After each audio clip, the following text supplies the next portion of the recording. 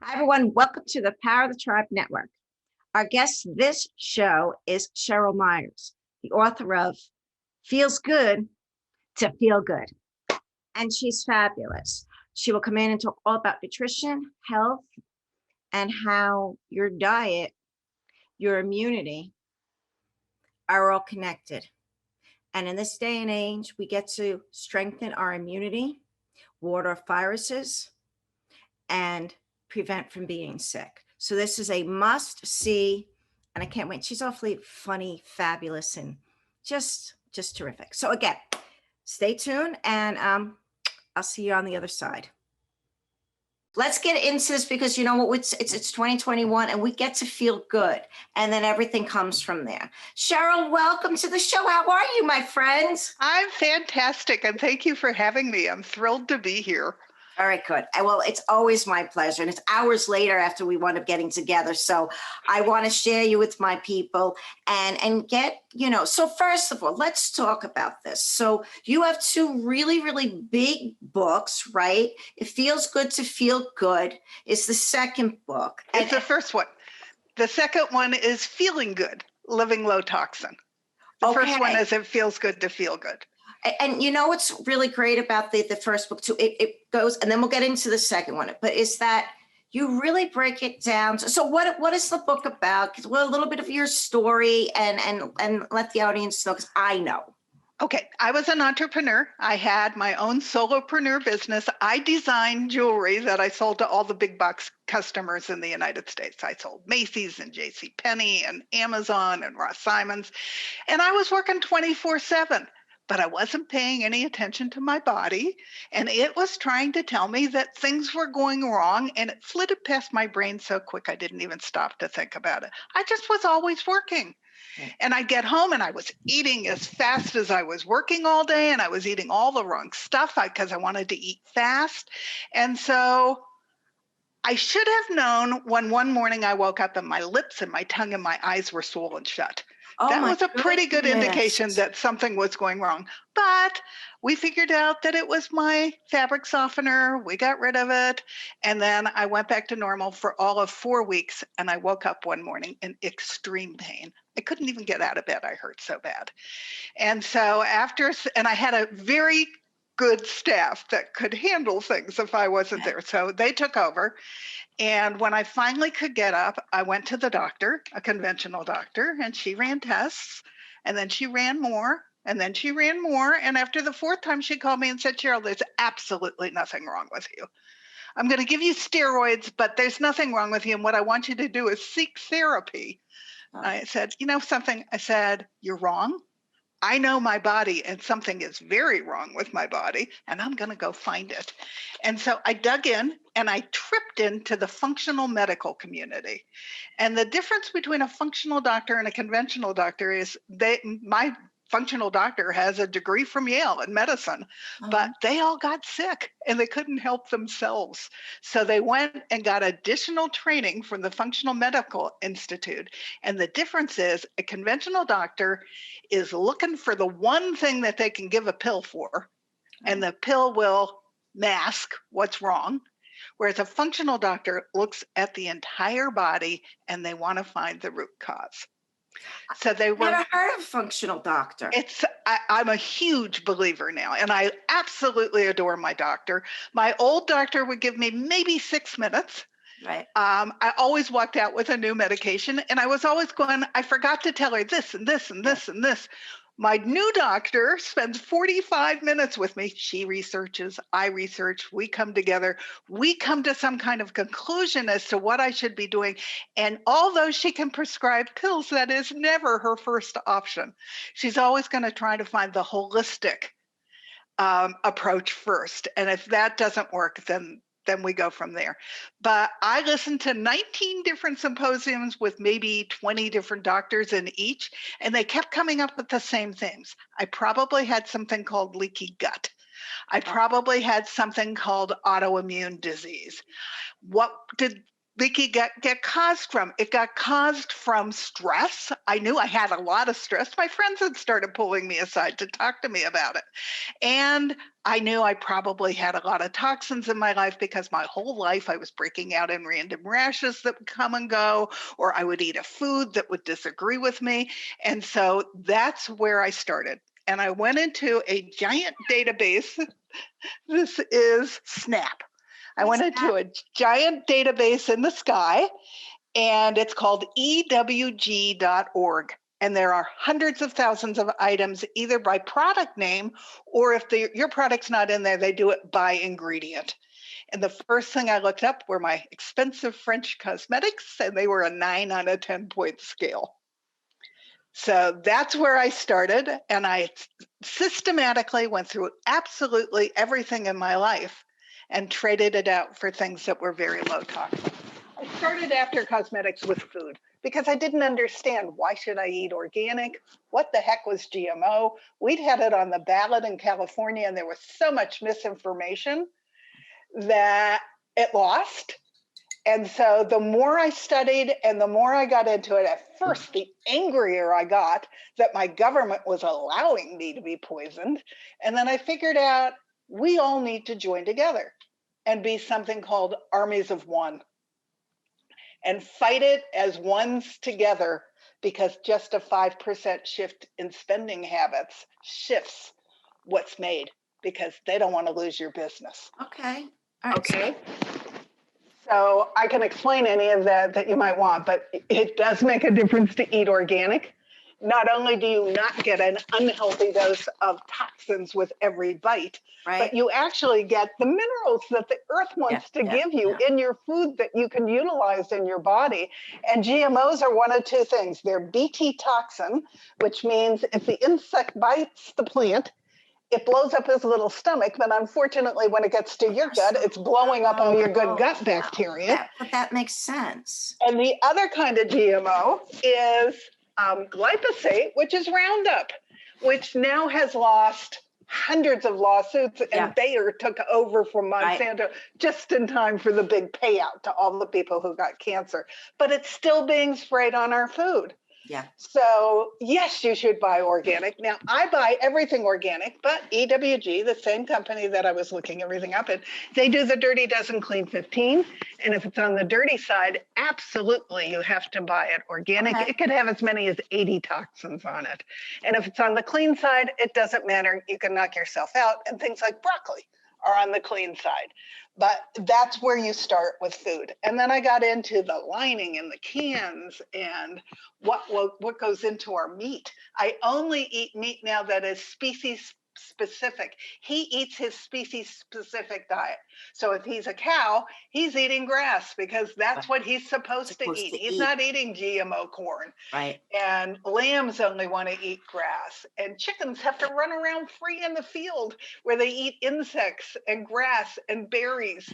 And meat tastes different when he eats his diet that he's supposed to. It's completely broken down. So how do you afford it? You don't need as much as we've been eating. I only eat the size of a deck of cards.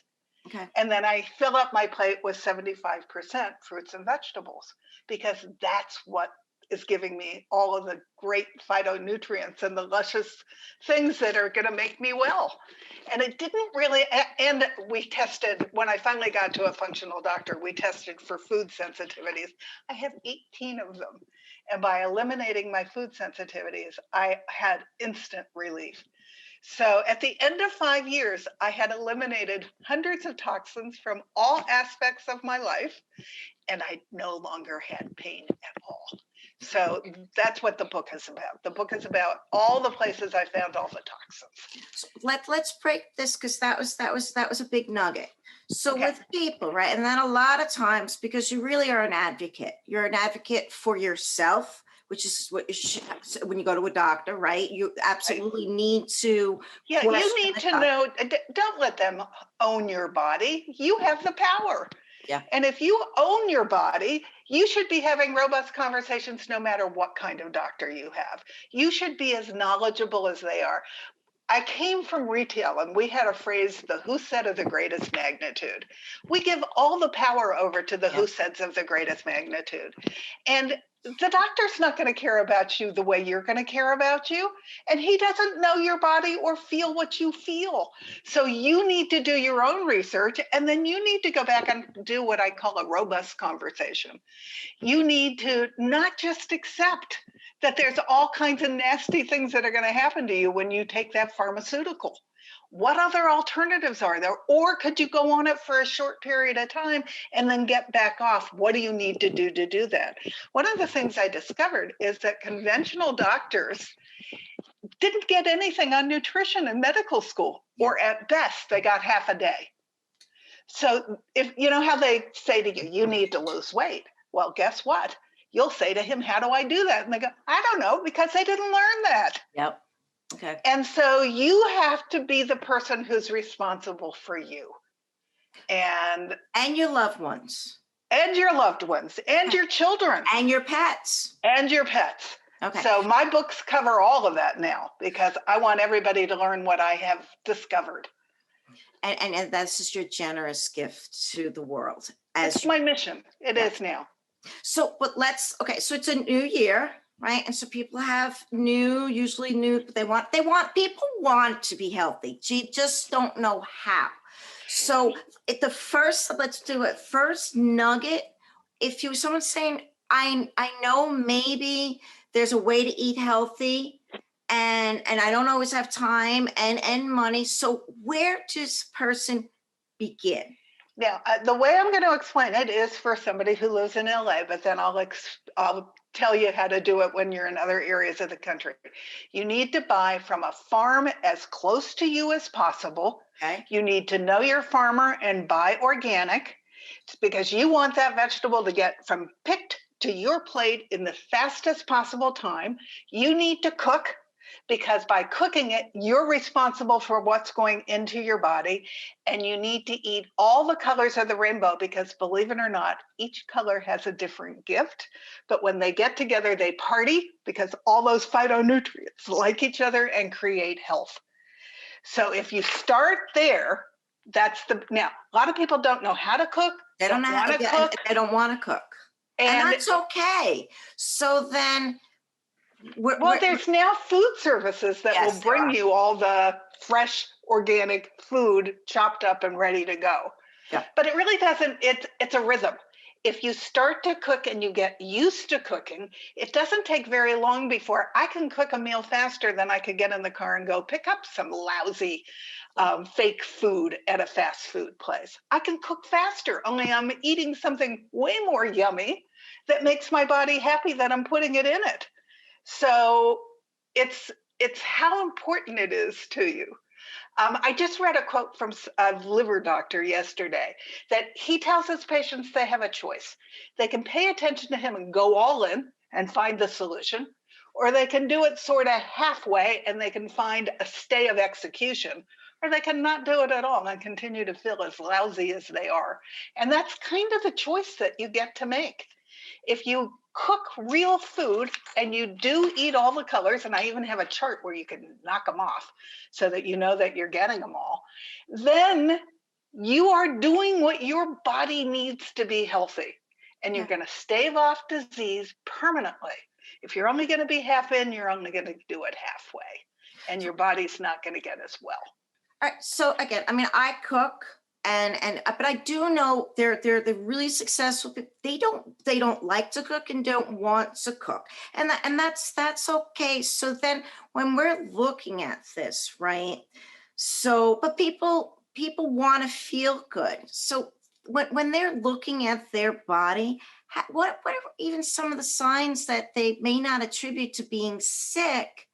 And still are I have a blog actually on my website called 20 Hidden Signs You're Not as Healthy as You Think You are. Okay, there we go. From as simple as looking in the mirror in the morning and some days were good days and some days I was all puffy. Well, that all puffy is inflammation. So I used to joke that I had good, pretty days and unpretty days. because when I looked in the mirror, it was inflammation. I could feel it in my joints. Okay. I had brain fog when I got up in the morning. It would take me 1, 2, or 3 cups of coffee to get myself going. I wasn't sleeping well. You need to get a full 7 hours of continuous sleep, because otherwise that 7th hour is when the plaque gets swept out of your brain. So you need to give yourself that good sleep. And if you're not eating right, it's much harder to do it. And I don't know about you, but I want to keep my brain until I grow old. Oh, well, what about people saying, well, it's just old age and this is just how it's supposed to be? Yeah, well, people tell you they should be taking pills too because they're getting old. And guess what? You don't that's not necessarily where we have to go. Okay. I felt generally lousy most of the time. I didn't have energy to do the things I wanted to do, but because I had my own business, I would push through it. I thought stress was actually good for me because I thought it was making me get more done. And I have discovered by doing little stress exercises through the day to let the top off of that, I am much more productive because I have brain clarity. I can feel the energy going up to my brain when I let the stress off. And everybody has stress, but it doesn't have to be chronic or toxic stress. Okay. So, it's just, I used to have agita all the time where I had upset stomach. Well, now I'm eating alkaline because I'm eating fruits and vegetables. So I never have an upset stomach anymore. It's all fixable if you eat real food. And that's the key. So now there's also a really generous chapter on your website that's part of the book. And it goes into saying that, well, people says, well, I just have an allergy. And then, well, there are children have ADHD, they're the autism, they're having all kinds of depression. And so let's go into that a little bit, because people sometimes will take care of the kids before themselves. Right. But they're even feeding the kids. Yep. If you're feeding your children processed food, and if it has more than 5 items on the label, and if you don't know what any of those items are, or you can't pronounce them, you're feeding your child synthetic chemicals that are hard on their body, that are poisoning them, and they're not getting the nutrition that they need. And one of the ingredients, as I mentioned to you before we started, that I was appalled, MSG is under 39 different names on labels. Food companies know that we know MSG isn't good for us, so we're going to hide it. We don't want you to know that's what you're getting in that box. So if it says something like natural flavorings, that's probably MSG. You put it back on the shelf. You don't want that in your body. Okay. So the only processed food I buy are things that have real food in them. You don't want the things that have the chemicals in them, because those chemicals are what's creating all the ill health in your body. Okay, so you get into the difference between food sensitivity and actually allergies. Right, that was a surprise to me. Okay. And a lot of mine ended up being food sensitivities and not allergies. My joke with my doctor when I first met my functional doctor was I popped out allergic to Pittsburgh. And she looked at me and said, you might have, because I had allergies from the very beginning. And it ended up that 18 of them were food sensitivities. And some of them, since I don't eat them now, have already started to go away. A food sensitivity is not necessarily forever, whereas an allergy is something like peanuts. You eat it, you react immediately, and you could actually die from it. Okay, or like penicillin, something like that. Penicillin, which is an allergy of mine. Okay. Yeah, so they're different, and your body reacts differently, but most conventional doctors don't believe that sensitivities exist. So if you're having problems with your health and you don't know why you feel so lousy, first ask your doctor if they would allow you to have a sensitivity test. They can order it whether they are a functional doctor or not. And the lab you order it from is Genova. And it gives you a detail on even how sensitive you are to it. And if you eat something a lot, then you build up an intolerance to it, because that's what's leaking through your gut that's causing you trouble. So one of my sensitivities is chicken. I used to eat so much chicken, I thought I was going to cluck. Well, I can't have it anymore because it became a sensitivity. I ate it too often, and I was already dealing with leaky gut without knowing I was dealing with leaky gut. So leaky gut is where your food doesn't break down properly, and your gut lining is only as thin as tissue paper and 1 cell thick. So if you're not breaking your food down properly, it starts punching up against your gut wall. And Okay. eventually your gut replaces itself every 6 days, but eventually it can't keep up and the food goes through. And then your body does exactly what it's supposed to do. It screams foreigner and It it goes and attacks. attacks it. Okay. So, and then if I was young, I'd become a biochemist. Your body mimics that food particle, mimics some area in your body that's not strong. For me, it was my joints and my muscles. For someone else, it might be their thyroid and become Hashimoto's or Graves' disease. For someone else, it could cause Parkinson's or dementia. We each have an area where we're weak in our body, and it mimics that. And then the body not only attacks that food particle, but attacks that part of your body. Okay, hold on a second. This is big because I mean we're all hearing about leaky gut, right? I mean that's Right. the big buzzword now. Probiotics, prebiotics, leaky gut. But I actually didn't really. So it's food that you're not able to break down. So then Right. why? First of all, let's go back up. Why wouldn't the body be able to break it down? A whole bunch of things. Toxins interrupt you from being able to break it down. Because it's Sugar. foreign. You shouldn't be in there. Right. Okay. Sugar interrupts your food from digesting properly. Remember I said I had agita all the time? I had, that's because sugar interrupts your body from breaking your food down. Okay. Stress interrupts your body from breaking food down. But it could also be something like parasites. So you need to have a doctor who's willing to test for some of the reasons that your food doesn't break down. Toxins, I think, are the biggie that you can immediately control, and sugar. Sugar interrupts every single body system that you have. And this part, for somebody who always had a weight issue and had a doctor who told me I had no willpower, guess what? Sugar turns off your hormone that regulates your appetite. So I would eat this. You're always hungry. I would eat a huge Thanksgiving dinner and I'd be in the kitchen 15 minutes later looking around. What else could I pop into my mouth? Because my body didn't register that I was full. Right. Because my hormone wasn't working that would tell me my appestat was broken. Okay. And MSG and synthetic chemicals in processed and fast food do the same thing on purpose. They add them so that you're always hungry for their food so that you keep buying it and shoving it in. Okay, hold on. So now again, this is so what's really fascinating is that this connection of the leaky gut, meaning food that your body won't digest because it's foreign, it's not supposed to be there. And eventually then the wall is very thin.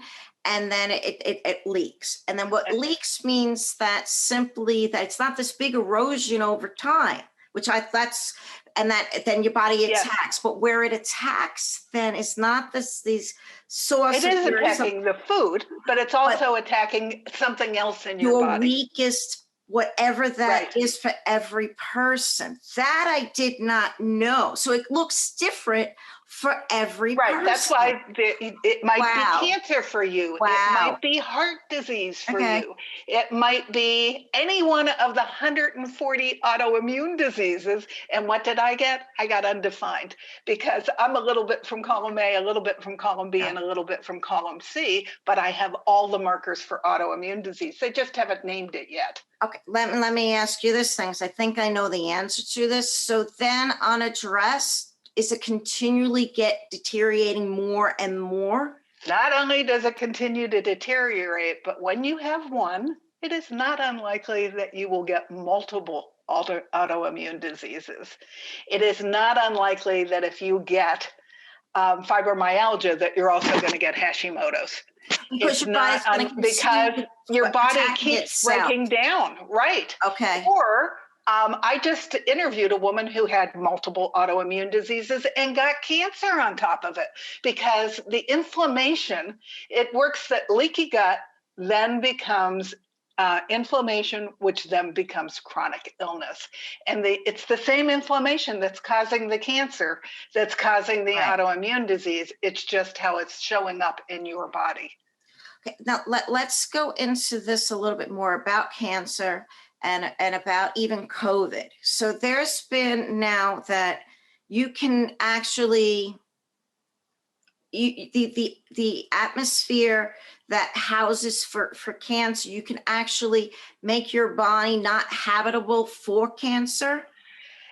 Yes and no. Certainly, sugar feeds cancer. I thought Okay. that was fascinating. So if you're still eating sugar and you have cancer, cancer is gobbling it up. And that's why it's replicating in your body. Okay. So a healthy diet can give a stay of execution on your body and help you start to heal. So it's an important component. It doesn't mean you shouldn't try. There's actually a marvelous symposium called The Truth About Cancer that anybody with cancer should look up and watch. And there's also a truth about pet cancer, by the way. The same group went and wanted to stop because pet cancer is wildly going through our pet population for the same reasons. They also have leaky gut.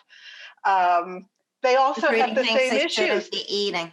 Right. They're eating stuff that's beyond, they're eating dead, diseased animals that have been put into a pot and then made into goo.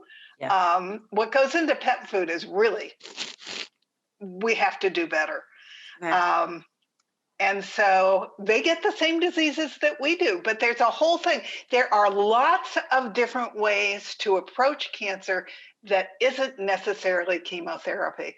And if you you have cancer, educate yourself and discover what all the different possibilities are, because there's many roads back to health and all of them are not chemotherapy. But there's prevention too, though. Right. And you can do that through your food. If you are eating organic, low toxin food and you start to eliminate all these toxins that are eroding your body and eroding your digestion, then your body has a much better chance to not be starting little cancer cells somewhere in your body where you're weak. And what about the alkaline, non-alkaline, and that it's not? Yeah, it's really important that you eat alkaline. And how do you eat alkaline? You eat all the fruits and vegetables of all the different colors. And that's even critical for your liver. Your liver actually functions much better when you have been eating an alkaline diet. Okay. Your whole body functions better. That doesn't mean you're not going to eat anything that's acid, and conventional meat is very acid, but pastured meat is less acid. We all need some kind of a quality protein source, but you don't need it from GMO soy. Yeah. If you're going to eat soy and you want to be vegan, then you need to be making sure that it is organic soy, because otherwise you're getting huge amounts of Bt toxin. Okay. So now, even there was a study done with COVID, and now we're seeing why that makes sense, and leaky gut. And Right. that those that were more susceptible to actually getting sick, well, there's other people that don't get sick. One of the reasons the United States has been hit so hard is not only that we're not paying attention to science, but it's also because of how we eat. Yeah. The American standard diet doesn't give our body anything to keep us healthy with.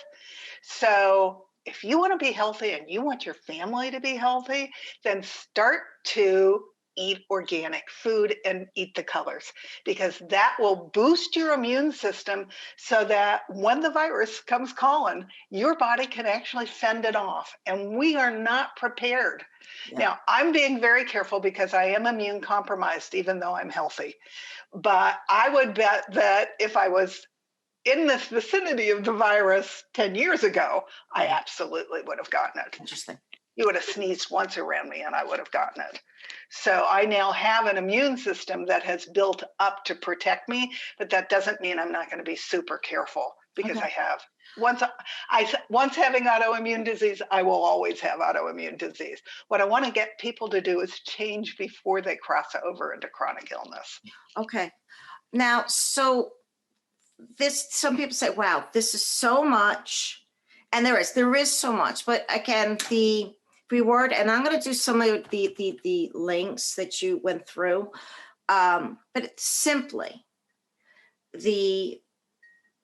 you eat things, the less touched, right? The Right. closer comes from the The less earth. processed, the more Okay. you're getting all the nutrition from the thing.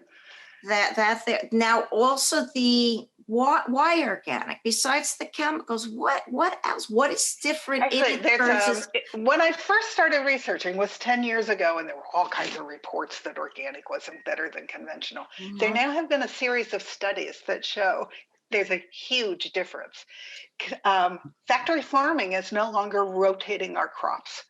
So we're not getting the minerals that we need from our crops in the first place. Whereas organic pretty much is the old methods of rotating and making sure that we're getting maximum nutrition up in that plant. Bt toxin and glyphosate actually stop the plant from getting the minerals. So you're probably deficient in magnesium, for one, which is responsible for 325 different enzyme reactions in your body. And that's because you're not getting any magnesium out of your conventionally grown crops, and you're getting toxins with them. So it's really worth it. And now they have discovered it's cheaper to grow organic. They have better crop size. We've gone away from it, but the people who are still doing the old-fashioned organic farming are having all the success that they need to have, but we haven't. There's so much money in conventional farming. I don't know that we're ever going to go back unless you join me and become an army of one and start eating organic, because the more of us that do, the more organic farmers will be out there. Well, and then if we're also talking about the environmental factors of stripping Which is the earth, huge. yes, and that there's just being barren places on the planet that no longer can sustain life because they stripped it bare, as opposed to giving back like vermiposting or composting and bring back which all puts all those beautiful minerals and phytonutrients back into the earth. And that's just so visual and so makes sense that if you have all of these vegetables that you broke down and you put them back in your soil, that's all the things that's going back in your food. And it's all the stuff that's coming back into your body. Yep. So, and then it's also something that's the environmental, but again, big ag is big lobbies, big money. And all of our politicians support them. They give big ag money, but the poor organic farmer has to jump through all kinds of expensive hoops to prove that he's organic. They don't care that the big ag crops are lousy for us. There are no studies on that, and there's no hoops to jump through. But the organic farmer, and you know, thank God, because if I'm buying organic, I want to know what I'm getting. But I feel sorry for them that they get absolutely no money from the government to support them in our health. And really, I've come to the conclusion what's wrong with our healthcare system, other than the fact that we have no healthcare, is that we're eating wrong.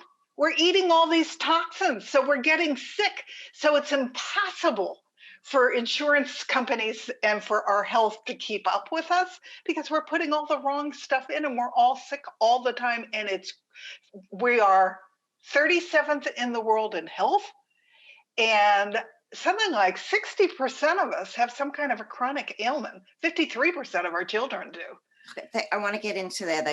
You had said, and this was really disturbing, was that you're actually seeing that there's now a time where our children may not live as long as us. Can you go into that a little bit? Yeah. For a long time, each generation lived longer than their parents did. And now, because of how we're eating, our children don't stand a chance. In my second book, I have a whole section on children, and it actually starts before conception. And it starts with the man and with the woman. Our children are being born with a toxic load of up to 300 chemicals that they're getting right from the umbilical cord of their mother. So have you noticed how so many kids have horrible allergies and sensitivities now? It's because they're getting their mother and their father's toxic load Out the gate. right at the point of birth. Okay. And so right there, they're not as healthy and they're having a problem. And so then when they start hitting the child with more and more toxins, their body can't keep up and it reacts to them more and more. I just dropped a podcast yesterday with a mom who had 5 children. Her 3-year-old was deadly sick. She went to every single doctor and medical center in Texas that would do anything, and they couldn't figure out for the life of them what it was. Well, she by happenstance met a woman who sells a cleaner that I love. It's called Branch Basics. It's a 1. They're on the EWG scale.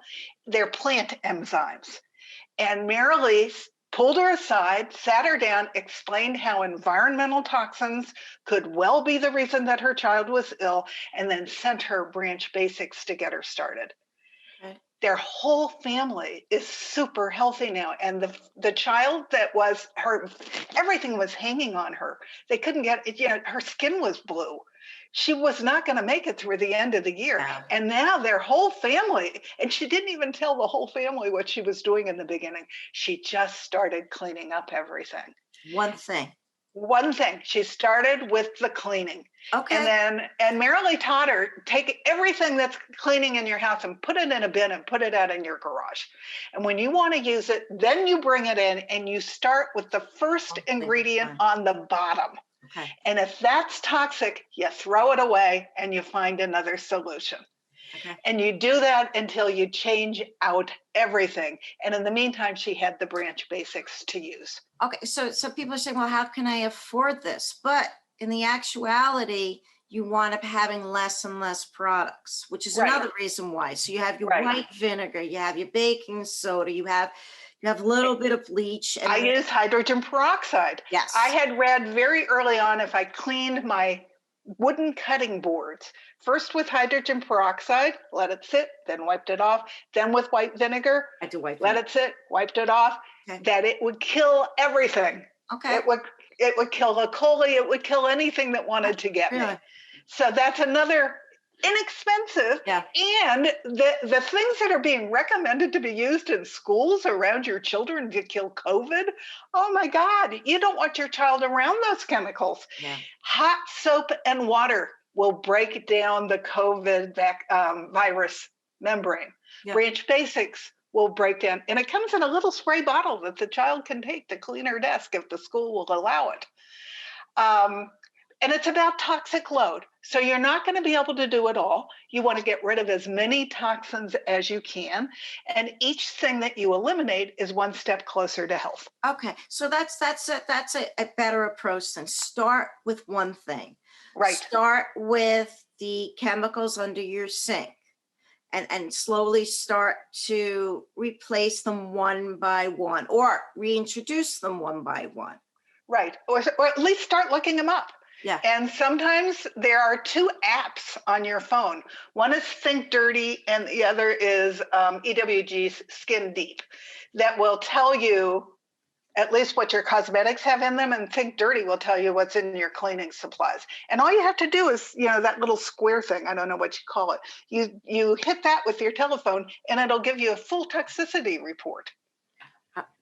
Or you can look it up on the EWG website, which I suggest you familiarize yourself with. Hold on a second. So I was going to do an unboxing, and so I started to do a little bit more of my oils because it's actually saving money too. I got this from I do love Costco, but this is from Aromatics, and it has 6 oils. They're all natural. One is neruli, one is tea tree, one is thing. And my first question is, are they real or are they synthetic? No, that's there. So they're out of Korea, and they very much are all about being so. Okay. And I use essential. Anything that has a fragrance, if it's not a real essential oil, you need to ditch it. it's poisoning you.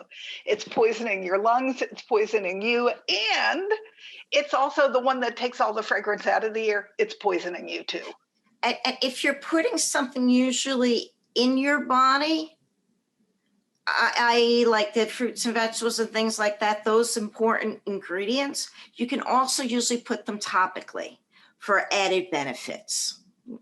So real essential oils are good for your lungs, which for COVID, you want to be very careful with your lungs. You want to treat it with lots of love. And so essential oils, get a diffuser. That'll make your house smell fabulous. I put lavender oil in my laundry, and I use wool balls now. No more sheets, because they're one of the most poisonous things in your house, your dryer sheets.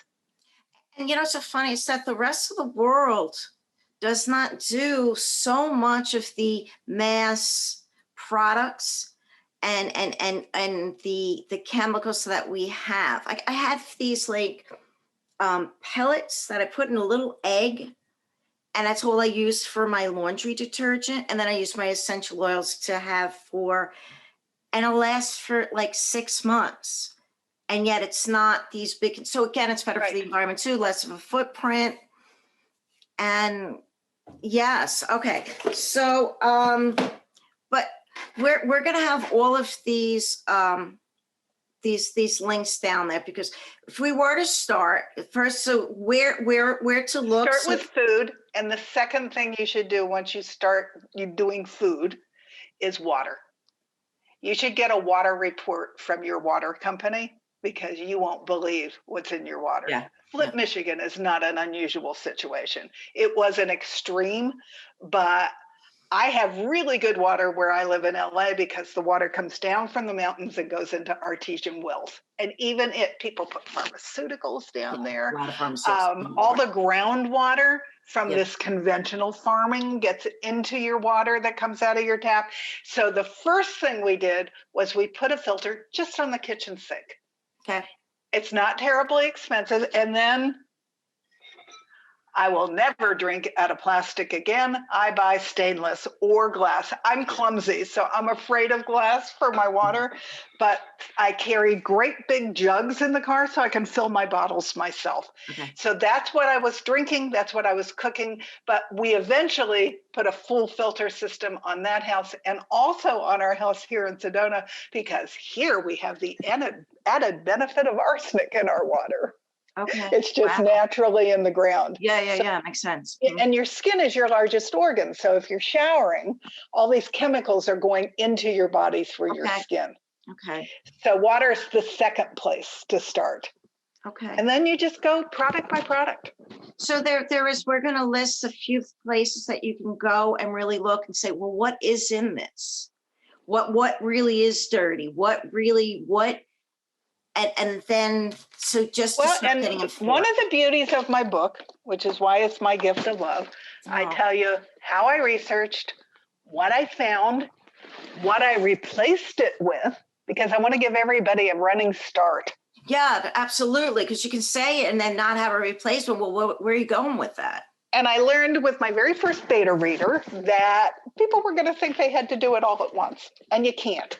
It took me 5 years to eliminate all these toxins. Okay. So if you buy my book, you write to me and I'll send you a workbook. Okay. And you put the workbook, you print it off as you're reading the chapter, because it's a long workbook and you don't want to print it all at once. And then you make notes of what you find in your life that's toxic and what you want to replace it with when you run out of it. And you put it in a binder. So if you're using probably shouldn't use a brand, but if you're using a cleaner, let's say the laundry detergent that she's smelling on the ad, that makes me absolutely crazy, because she's poisoning herself every time she does that. When you run out of that, then you go to your pages and you look up what you want to replace it with that you already know is much lower top. One thing at a time. Okay. And you don't beat yourself up. You do the best that you can. And over 5 years, it was all gone, and all my pain was gone with it. Let me ask you this now, because one of and you already mentioned it, but reducing and getting rid of sugar. I mean, again, it's being attributed to as addictive as cocaine, and that wouldn't. And it lights up your brain like a ping ball machine. And also the withdrawals could be severe. So how do you even be, particularly with children that may be picky eaters, and how do you begin to do that without completely throwing them off and also I have not a thing with shaming children. and, you know. Right. With sugar, it's a detox. And I will tell you, I got as sick as if I had a really bad flu. In February, I'm going to do a sugar detox, and it's a 3-week event, probably 4 weeks, because you need support to get through it. But you eliminate it all. And the joy of coming out the other end is you have food freedom. You no longer want to eat all that crap. There's no other way of doing it There's no other way of doing it. You got to go through it. And literally, I was in bed for 3 days and everything hurt. I went through drug withdrawal. I would have told you I wasn't on drugs. Well, I was on sugar. And it wasn't easy, but it was worth it.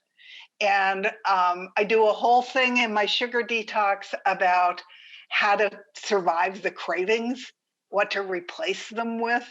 Okay. Because that's the kind of support you need so that you come out the other side. I'm to the point now that if I go into a grocery store and I go down one of those center aisles that is loaded with sugar or processed food, I can't stand the smell. It's overwhelming to me because that sugar is in the air and I don't want it anymore.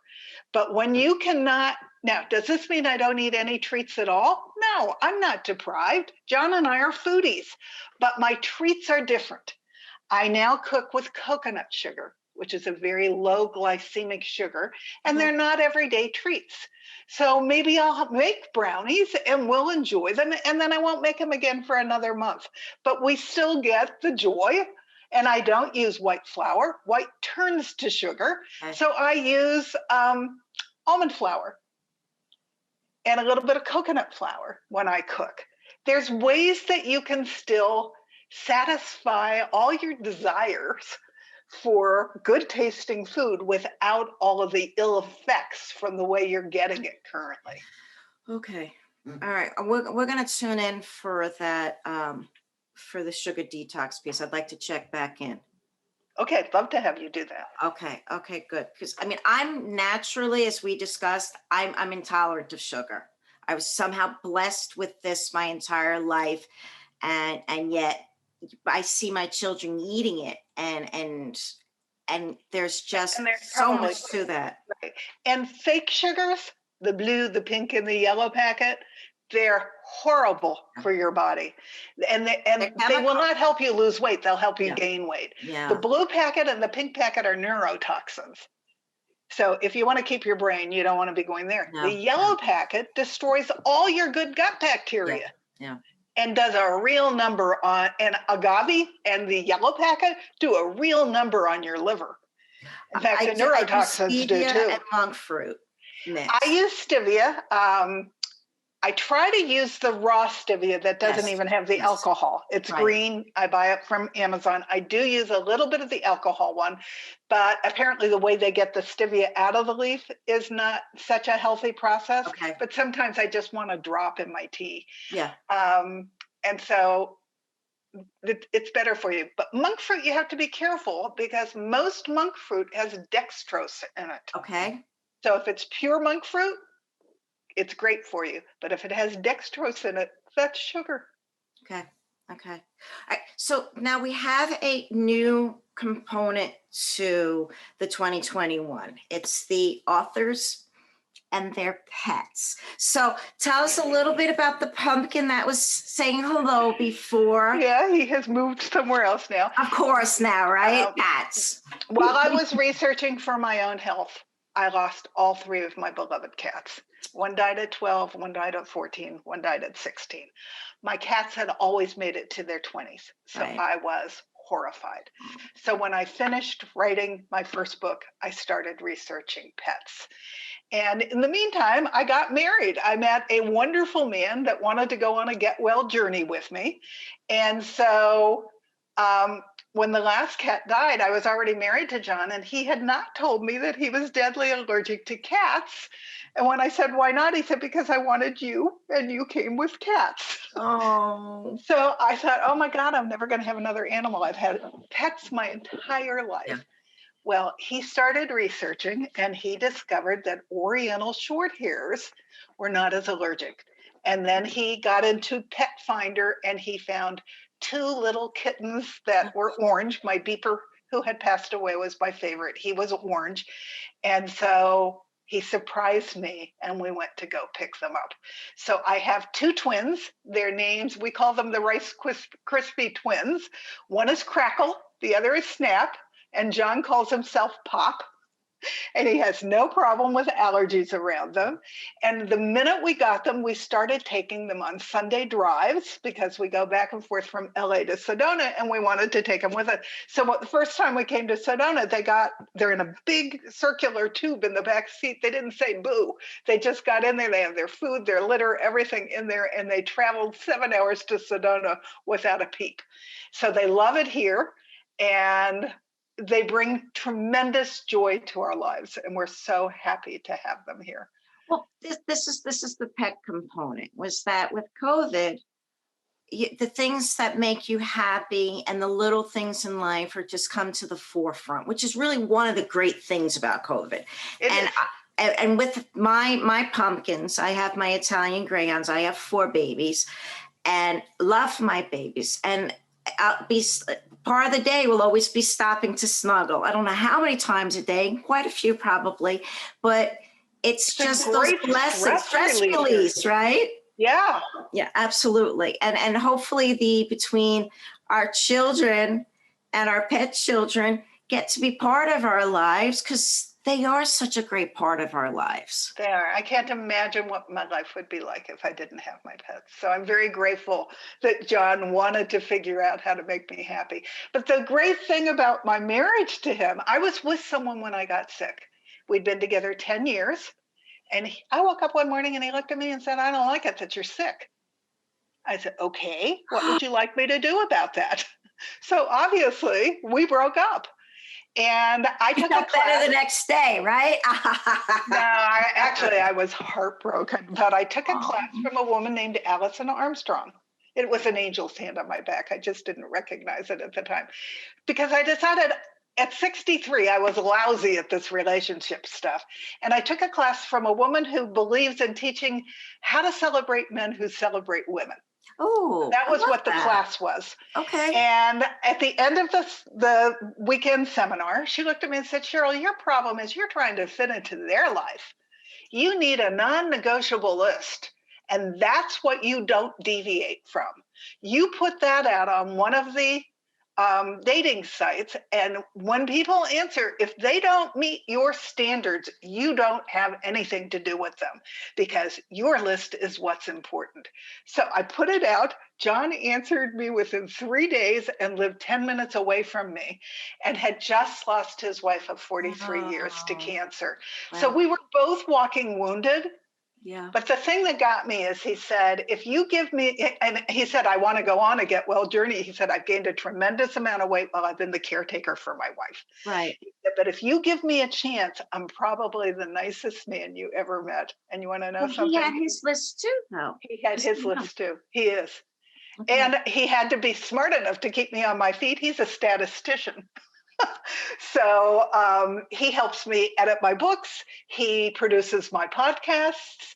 He has just started writing his own book, which is going to be on Don't Be Afraid of Death, because so many of Margie's friends didn't want to come visit her because they were, what were they going to say to her? They were afraid to come.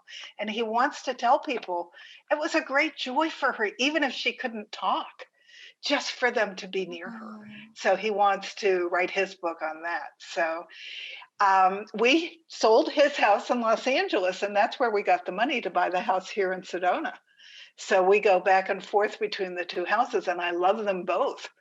One is where I'm grounded because it's my childhood home. And then this, I look out at the red rocks right out my office window. It's spectacular here. Okay. And nature is a huge part of health and a huge part of lifting depression. because if you're having a problem with your mood, it's almost impossible to stay down if you get out into nature. And not everybody has the Red Rocks of Sedona. It could be your local park. It could be walking around your block and doing it with all your senses. Yeah. I'm trying to get people to, when they go out, just don't walk for exercise. For part of it, walk with your senses. Notice if the sky is blue. Take a look and see if you hear the birds. Notice all the plants that are new since you did the walk last. Feel the texture of the bark on a tree. Do it with your entire sensibility, because you can't be depressed when you're out in nature. There's too many wonderful things that are marvelous about nature. And that's the whole approach to food then too. It's all Right. marvelous when it comes from nature. And serotonin, which is your feel-good hormone, is made in the gut. They used to think it was totally made in the brain. There is a nerve that goes from the gut to the brain. And so part of it is up there, but the majority of it is actually made in your gut. So if I get up and I'm a little down in the morning, I know I've got to go eat more colors, because that will raise my mood almost immediately. So that's where they had that, not the analogy, but it was the comparison that your gut is your second brain. Yep, it is. And gut feeling. Actually, you have 3 brains. I found this sense. Your gut feeling comes from your gut, and that's also where your good mood stuff comes from.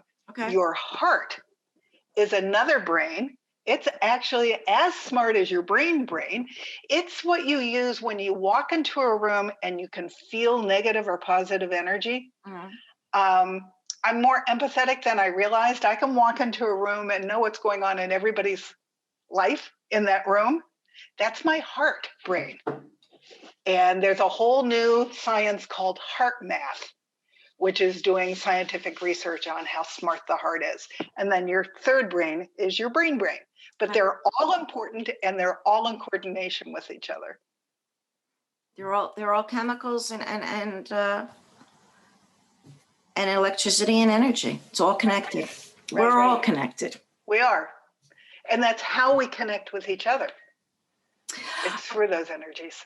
So what's coming up next, I wanted to talk about this survey and where you're going with that. And then I want to link that. So tell us what you're working on and what's going on for 2021. I figured out that when I speak, one of the things people ask me is, how do I know if I have this? Because it can take 20 years to build up toxic load. And I missed all the signs. And I talk about that when I'm speaking to large groups of people, because I don't want other people to miss them. And so I decided I was going to do a survey where you answer questions and it will lead you to where your toxic load is building in your body. Things like when you lay on your side and you're sleeping, do you get a pain? Because if you do, that's one of the early signs of fatty liver. Ooh. You may not even know that you have fatty liver. It's not easy to detect. You have to go get a CAT scan, and then they can see it, but your doctor's probably not going to pick it up. But if you might be able to pick it up. I had mono really badly in my 20s, so my liver function has always been slightly off. And I was allergic to aspirin, so the only over-the-counter medicine I took was Tylenol. Far harder on my liver than I ever realized. I don't take any over-the-counter anything anymore. There are natural supplements that you can take that do the same thing, only they have benefits instead of downsides. Yeah. So, but getting my liver healthy has been part of my process and part of me coming back to health. But there are all kinds of signs, random rashes. I'm trying to think of what they all are, but there's a bunch of them that people just don't recognize. My mascara started bothering me. It either made my eyes water or it made my eyes itchy. My underarm deodorant was bothering me. It either gave me blisters or it gave me a rash. And one of the big ones is, and I only recently connected the dots for this, if you don't have inflammation, you don't have body odor. Really? All my body odor is gone. I don't use any underarm deodorant anymore. And I used to be using the heaviest possible one that I could do. And then my body would get used to it and I'd have to find another one. Because your body's toxic. And But when it's because your not body's toxic, toxic, it so doesn't come it's coming out of your Interesting, body yeah. and it stinks, Yeah. including your breath. That's your way your body's trying to tell you. Right. Okay. Okay. So basically this survey will point you wherever. Then the it's going to, direction is. it'll send you a conclusion. Okay. Depending upon how you answered the things. And then after that, I'm going to start doing what I'm going to call tiny courses. I'm going to start doing courses on all the stuff I've talked to you about, but I don't want them to be longer than 15 minutes. And you'll go in and you'll buy a package. You can listen to 20 of my tiny courses on things that are directly related to where your toxic load Bite is. bite sizes, so people can move forward. I love that. All right, Okay. so that's what we're going to list here. Besides these other few references, and where can they go to get that? When it's ready, and it's getting closer, Okay. I'm hoping within the next month that I will have the questionnaire ready to publish. Okay. And it's going to actually go right on the back of my WordPress website. Then you'll be able to find it on my website, and I will be advertising it everywhere. I'll be advertising it on Facebook and on Instagram and in my private group, which I invite everyone to come join. It's called Feeling Good, Living Low Toxin. And health isn't just food or toxins. Health is laughter. Health is joy. Health is getting out into nature and sharing it. Health is all of the good things of life. And it's gratitude and it's stress control. So we do all of that every day in my group. I do something on gratitude. I do something on stress release. I do something on health because I want to remind everybody. And I do something on have you eaten the rainbow today? Yeah. I want people to buy their vegetables, clean them, put them all at eye level in their refrigerator. So when they open up the door, bang, that's what they're going to grab. So what's the website, Cheryl? The website is Cheryl with a C, healthmuse, MUSE.com. That's also my main Facebook page. Okay. It's also who I am on Instagram, and it's who I am on Pinterest. So Cheryl M. Healthmuse. It's also who I am on LinkedIn. So if you get that down, then you find me. All right, we're going to list that. Right. And we're going to there's something that's coming up that I'm going to talk to you about, and hopefully we'll get you part of, because it'll coincide for when your survey's coming out. So okay, and it'll be right on the front page of my website when it's ready. Okay, and isn't also a chapter there that they can download from the book? Well, the whole book is kind of about toxic load. But I'm saying, is there a free chapter on your website? Well, I have several free chapters. So yeah, probably talks about it. There's a free handout of the 20 hidden signs that you're not as healthy as you think you are. And I recommend everybody pulls that up and reads it because it will surprise you. You don't realize that those are signs of toxic load.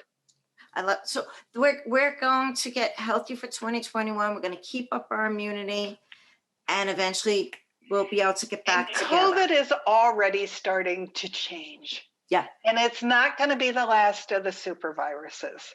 So my wish for you all listening out there is that you start to pay attention to the things I just talked about, because the next time you don't want to be the one that gets it. It's not pretty. And so start to build your immune system now. Start to build the immune system of your children. And I trademarked a name. I want to do a children's book at some point that I want you to make your kids into little veggie junior rangers so that they have their superpower, that no matter how their friends are eating, they know how they're supposed to eat. They know how to read labels, and they become the leaders, not the followers with food. And it's doable. I have met several mothers who have done it. And my latest podcast is with a mother who has done it. She doesn't get twisty if her kids eat something they're not supposed to eat, but they eat so clean for the majority of the time. And they know when they've eaten something they're not supposed to. They don't feel good. Right. And that's what happens. All right. Cheryl's been always an absolute pleasure. Thank you. I will see you soon. Happy New Year. Happy birthday. And we're going to have a list to all of the website and all of those different extra places. Yeah, I'll send you an email with all the links. All right, good. Again, my friend, always a pleasure. Thank you for having me. It was fun. Thank you.